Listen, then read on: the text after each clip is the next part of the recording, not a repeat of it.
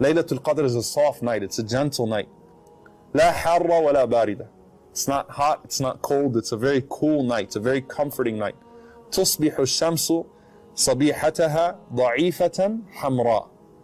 The sun rises that day ضعيفة حمراء. It's weak, meaning it doesn't have rays, and it's a reddish complexion. It's a reddish color. So you find every year in Ramadan people taking pictures of the sun and trying to post them. Now here's the question. Was that a sign for that particular year?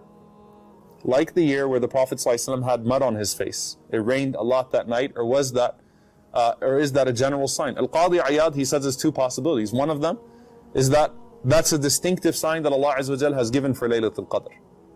Alright, so, and every year you kind of look through those pictures and some of them seem a little bit more clear and you don't see the rays on them.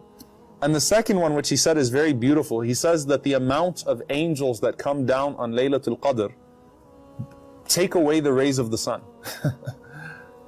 So subhanAllah, even if a lot of people were praying Qiyamul Layl on a night, the amount of malaika that were descending on the earth, their wings, the light of their creation, dulls the light of the sun altogether.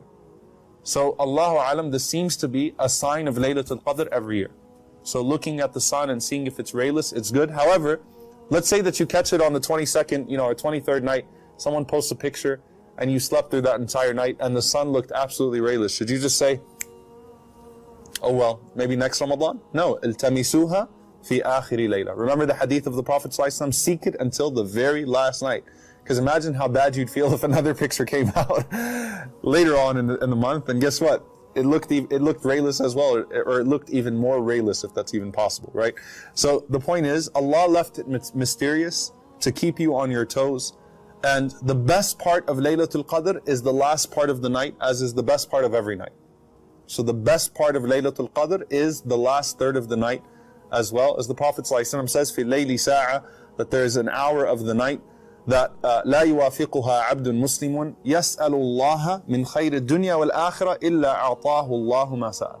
That there is an hour of the night that Allah subhanahu wa ta'ala, if He gives you the tawfiq, if He gives you the success to be able to ask Allah subhanahu wa ta'ala in that part of the night, that He would certainly give you whatever you asked Him of this dunya and the akhirah. There's nothing you could ask Allah at that point of the night from this world or the hereafter, except that Allah subhanahu wa ta'ala would give it to you. As for the du'as that we make that night, Allahumma innaka afuun tuhibbul afwa fa'fu anni. Oh Allah, you are al-afu. You are the one who pardons. You love to pardon, so pardon me, so forgive me. You love to forgive, so forgive me.